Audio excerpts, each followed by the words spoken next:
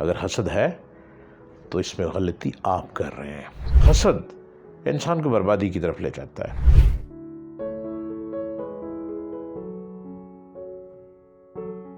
Hello every body, ہائے، امید ہے آپ خیریت سے ہوں گے اور مجھے بھی سن رہے ہوں گے۔ زندگی کی بازی میں بہت تیزی سے آپ بھاگ رہے ہوں گے، دوڑ رہے ہوں گے، بلکہ کہیں نہ کہیں مقابلہ بھی ہو رہا ہوگا، اور کہیں ایسا تو نہیں ہے کہ کہیں حسد بھی ہو رہا ہو۔ اگر حسد ہے تو اس میں غلطی آپ کر رہے ہیں، کیونکہ اگر آپ کسی سے حسد کر رہے ہیں تو اس کا نقصان آپ کو ہے، اس کو نہیں ہے جس سے آپ حسد کر رہے ہیں۔ وہ تو بازی میں بھاگے چلے جا رہا ہے، آپ بازی میں پیچھے رہ جائیں گے۔ حسد انسان کو بربادی کی طرف لے جاتا ہے۔ حسد ناکامی کا دوسرا نام ہے، حسد بیماری کا تیسرا نام ہے، حسد سٹریس کا چوتھا نام ہے، حسد ہر وقت ڈھال رہنا پانچواں نام ہے۔ اس لیے حسد سے بچیں۔ حسد دماغ کو سن کر دیتا ہے، اور اپنے ہی اندر جو صلاحیت پائی جاتی ہے وہی صلاحیت آپ کو ابھار کے، اجاگر کر کے، نکھار کے، پالش کر کے آپ کو دنیا کا ایک 007 بنانے میں کوئی کسر نہیں رکھے گی، کیونکہ آپ خود ایک سکل والے انسان ہیں۔ اب آپ کہیں گے وہ سکل کیا ہے؟ سکل، آپ کھانا پکانا جانتے ہیں، یہ آپ کی سکل ہے۔ آپ کو چائے بہت اچھی بنانی آتی ہے، یہ آپ کی سکل ہے۔ آپ کو بالوں کی کٹنگ آتی ہے، ارے آتی ہے، تو یہ آپ کی سکل ہے۔ کیا آپ بڑا خوبصورت بھویں بنا لیتے ہیں؟ یہ آپ کی سکل ہے۔ کیا آپ بہت خوبصورت بول لیتے ہیں؟ یہ آپ کی سکل ہے۔ کیا آپ کی آواز میں وہ جان ہے جو کسی کی جان میں جان ڈال دے؟ یہ آپ کی سکل ہے۔ کیا آپ کا انداز بیاں ایسا ہے جو کسی کو للکارے تو وہ آپ کے سامنے سلام پیش کرے؟ یہ آپ کی سکل ہے۔ ہر شخص سکل سے بھرا ہوا ہے۔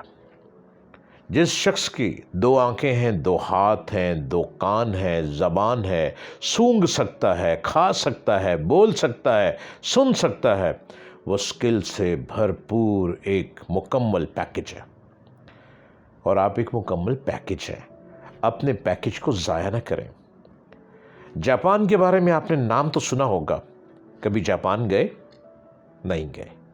بہت سے لوگ گئے بھی ہوں گے، جاپان کو دیکھ کر بھی آئے ہوں گے، بڑا خوبصورت ملک ہے جاپان۔ شاید آپ کو نہیں پتہ جاپان پانی کے اوپر کھڑا ہوا ہے۔ جاپان نے اپنے آپ کو کیسے منوایا، جاپان نے کس طرح سے اپنی صلاحیتوں کو اجاگر کیا۔ جاپان کا ایک ایک شخص کم سوتا ہے، کم کھاتا ہے، زیادہ جاگتا ہے، اور اپنی ذہنی صلاحیتوں سے کام لیتا ہے۔ زیادہ بولتے نہیں ہیں جاپانی، جاپانی کچھ کر کے دکھاتے ہیں۔ اگر ہے ہمت تو کر کے دکھاؤ، کچھ وہ کرو جس سے فائدہ ہو تمہارے گھر کو۔ کچھ ایسا نہ کرو جس سے تمہارا گھر خود ہی جل جائے۔ گھر کو جلاتے ہیں گھر کے ہی چراغ، اور گھر کو اجاگر کرتے ہیں گھر کے ہی چراغ۔ اپنے آپ کو اتنا روشن کریں۔ جاپان کی مثال، چائنا کی مثال، امریکہ کی مثال، بڑے بڑے نام ہماری زبانوں پہ رہتے ہیں۔ ہم کیوں پیچھے ہیں؟ ہم پیچھے نہیں ہیں، ہم حسد میں مارے جاتے ہیں۔ ہم اپنے آپ کو بے وقوفانہ حرکتیں کر کے اپنے آپ کو برا سمجھ لیتے ہیں۔ ہم برے نہیں ہیں، ہم بہت اچھے ہیں۔ آپ مجھ کو سن رہے ہیں، آپ برے نہیں ہیں۔ کبھی مجھے سبسکرائب کیا؟ جی کریں، ڈاکٹر جلیل اسلم آفیشیل سبسکرائب کریں، خود بھی سنیں، اور اپنے چاہنے والوں کو بھی بتائیں کہ زندگی کی بازی سیکھنی ہے تو آؤ ہم سب مل کر یہ باتیں سنیں۔ اگر زندگی کا مقدر بہتر بنانا ہے تو آؤ ہم سب اکٹھے ہو کر آسان لفظوں میں یہ باتیں کریں اور یہ باتیں سنیں۔ آپ ایک سکل رکھتے ہیں، ہر شخص اپنے اندر ایک سکل رکھتا ہے، یہ میں آپ کو بتا رہا ہوں، کوئی مشکل نہیں ہے۔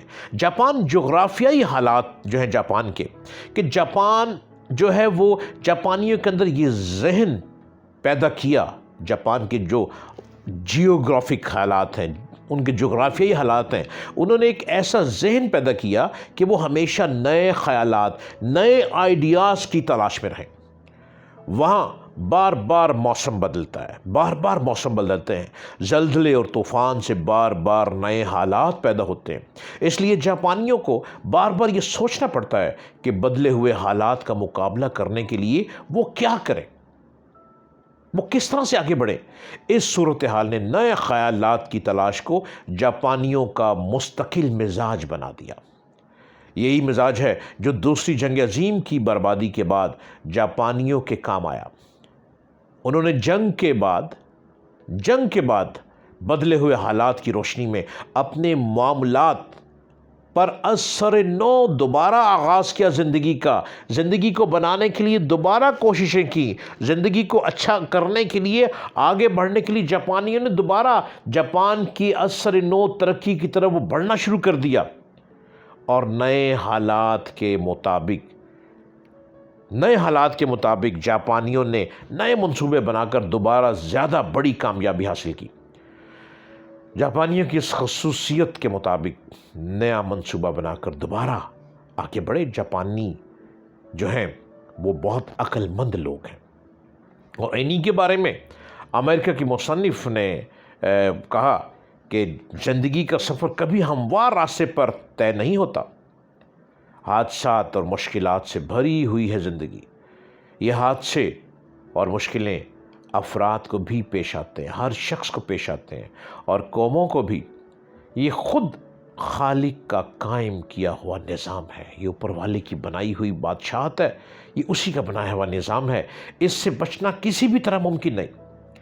ایسی حالت میں انسان کے لیے کامیابی کا راستہ صرف ایک ہے، وہ مشکلات کے باوجود اپنے سفر کو جاری رکھیں، وہ راستے کے کانٹوں اور پتھروں کے باوجود منزل تک پہنچنے کا حوصلہ کر سکے۔ حالات کی تبدیلی کے بعد حالات کے خلاف شکایت نہ کیجیے، بلکہ نئے حالات کے مطابق اس کا نیا حال سوچیے، اور آپ ہمیشہ کامیاب ہوتے چلے جائیں۔ کامیابی آپ کے مقدر میں ہوگی۔ اپنی کامیابی کو مت کھوئیں، مت ضائع کریں۔ آپ ایک بھرپور کامیاب انسان ہیں، اپنی کامیابی سے فائدہ اٹھائیں۔